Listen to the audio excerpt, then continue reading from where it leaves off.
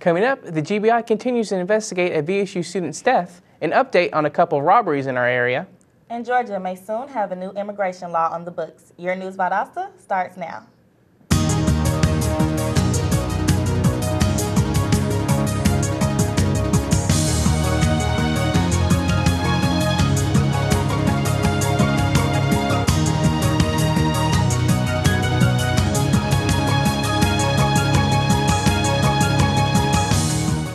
Welcome to News Valdosta. I'm Jacob McWhorter. And I'm Ebony Dennis.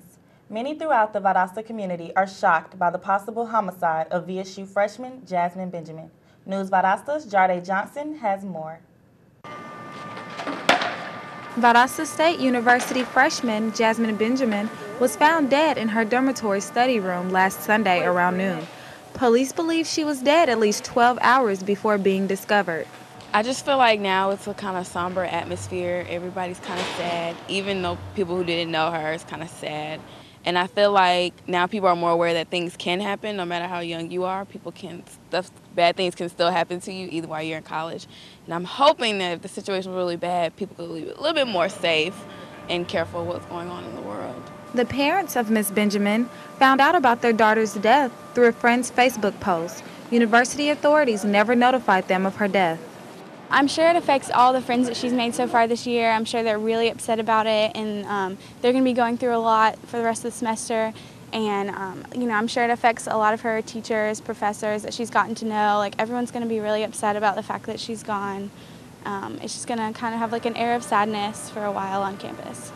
Lowndes County Coroner Bill Watson originally claimed case as a no trauma or foul play circumstance. But after a medical exam in Macon, Georgia, this case is now cleared as a criminal investigation until the cause of death has been confirmed. If you know anything about this case, please contact the Valdosta Police. Many students here at Valdosta State University are deeply saddened by the tragic death of Jasmine Benjamin. Although many questions arise, investigation is still underway. With News Valdosta, I'm Jasmine Johnson. Detectives with the Valdosta Police Department were on the campus yesterday, continuing their joint investigation with the GBI and VSU Police Department. The investigation into Benjamin's death has now picked up that students are back in classes following the break. The Atlanta Journal-Constitution reports the case has now been deemed a potential homicide after an anonymous source gave critical details about the death to the VPD during the Thanksgiving break. Police are waiting for the results of a toxicology report before making an official statement on the cause of death. The results are expected to be completed in the next 2 weeks. While details are being withheld, Commander Brian Childress of the VPD says police do not believe Benjamin's death was a result of a random crime. Valdosta police have arrested 49-year-old Gregory Fields for allegedly robbing his own place of work twice in one day. Police reports say Gregory Fields first stole over $100, then later returned and stole nearly $200 from the Hampton Inn on Norman Drive Thanksgiving Day. Before allegedly stealing the money, Fields told his bosses that he needed the money to do a maintenance job at the hotel. Fields has been charged with theft by deception and robbery. Ada police have arrested 22-year-old Raymond Hooks yesterday for allegedly committing 10 burglaries over the course of 8 months. In the last robbery, Hooks allegedly stole quarters from a gumball machine. Reports Hooks were connected to matching shoe prints taken from one of the crime scenes. He remains in custody on more than 20 charges. A new Georgia law could soon go into effect that would give law enforcement officials greater power to deal with immigrants and those suspected of being in the country illegally. The law, nicknamed the Show Me Your Papers law, gives police the ability to check the immigration status of anyone suspected of committing a crime who does not have proper identification. It also creates harsher punishments for people who harbor or attempt to transport people who they know to be illegal. The law has been tied up in court since it was signed by Governor Deal last August. But the 11th Circuit U.S. Appeals Court ruled yesterday to uphold the new law. Coming up, Mike Huckabee comes to town. A lawsuit files against a local church. And we have your local weather. Stay with us. Did you know kids who play outdoors have healthier lungs? Totally. I did. Did you know that boys that play with dolls make better husbands? My son has lots of dolls. But did you know terry cloth diapers breathe better? I did. It's totally true. Oh, yeah. Did you know that strollers have the right of way on a sidewalk? Yes. Yep, I did. Did you guys Did you know that kids who eat breakfast have higher GPAs? Yeah, I know. Yeah. That's actually what I was going to say. Did you know babies should never touch silver? It's really bad for them. I knew that. Did you guys know that statistically friendly kids have more friends? Mm-hmm. Yeah. That's obvious. Did you know most people think they're using the right car seat for their kid, but they're not?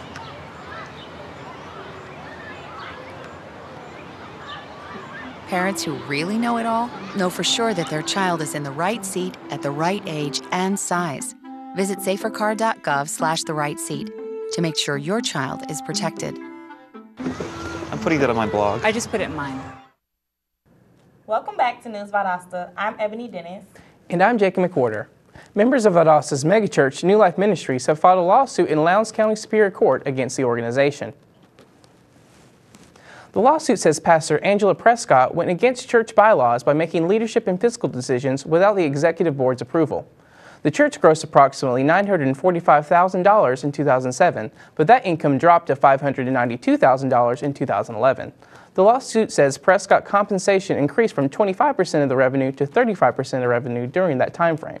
Despite the percentage increase, Prescott's salary actually would have dropped more than $236,000 to just over $207,000. The group filing the lawsuit is seeking a restraining order against Prescott and wants her to repay the church for funds that were unnecessarily expended. Hundreds of people lined up to meet former Arkansas Governor and Republican presidential candidate Mike Huckabee Saturday at Books A Million.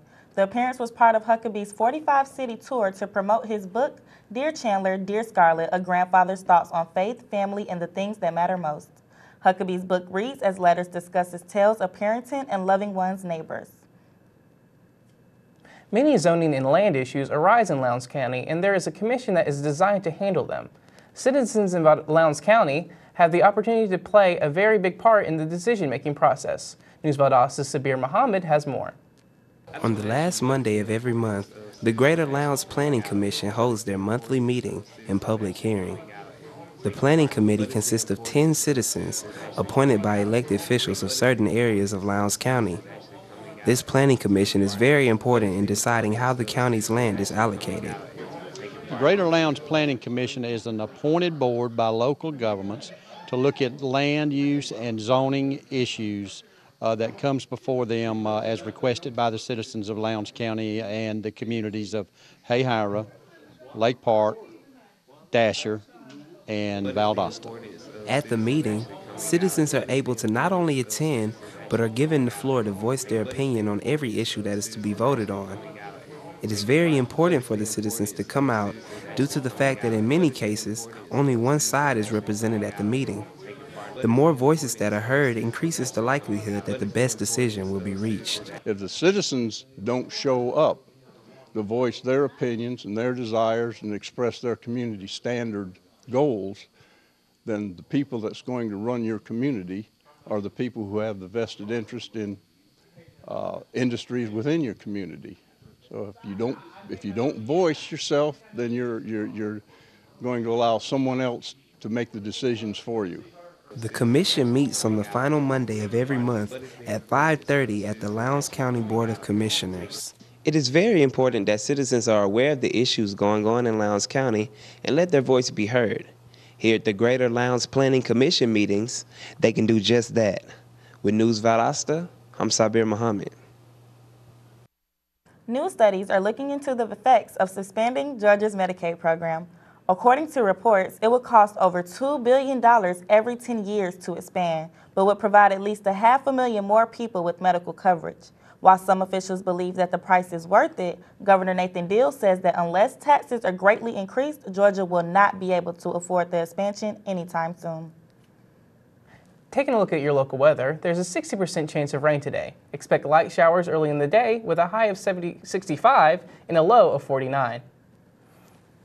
Coming up, the federal government releases new Georgia graduation data, a suspected burglar dies in Walmart, and gas prices are expected to decrease. Stay with us.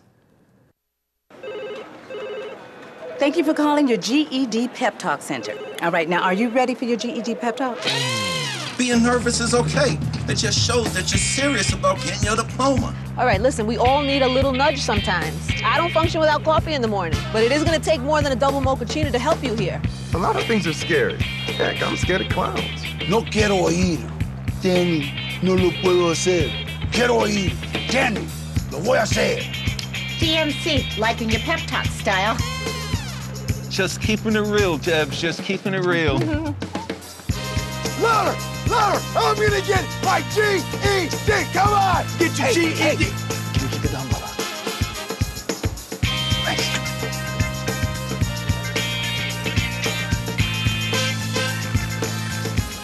Whatever motivation you need, we've got a pep talk for you. Get your GED pep talk and find free classes at yourged.org. Welcome back to News Valdosta. I'm Jacob McWhorter. And I'm Ebony Dennis. Gas prices have risen 10 cents over the past week, but are expected to decrease going into December. Since the ceasefire agreement ended the conflict between Israel and Hamas, oil and gas prices are expected to decrease. Because of the military conflict between Israel and Hamas, the price of oil and gas had risen.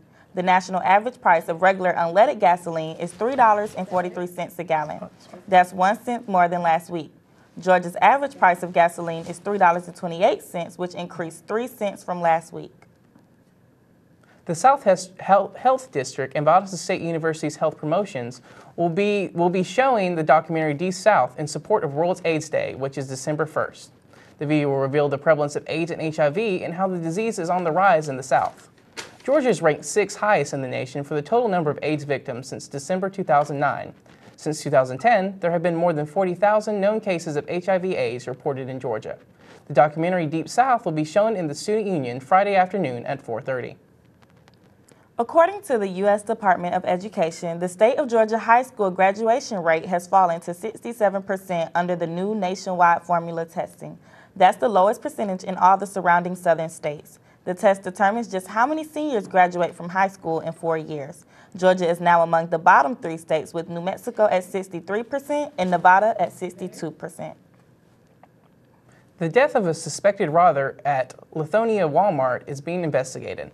Reports say 2 Walmart employees and a security guard put Vidal Holloway in a chokehold after he allegedly stole 2 DVD players.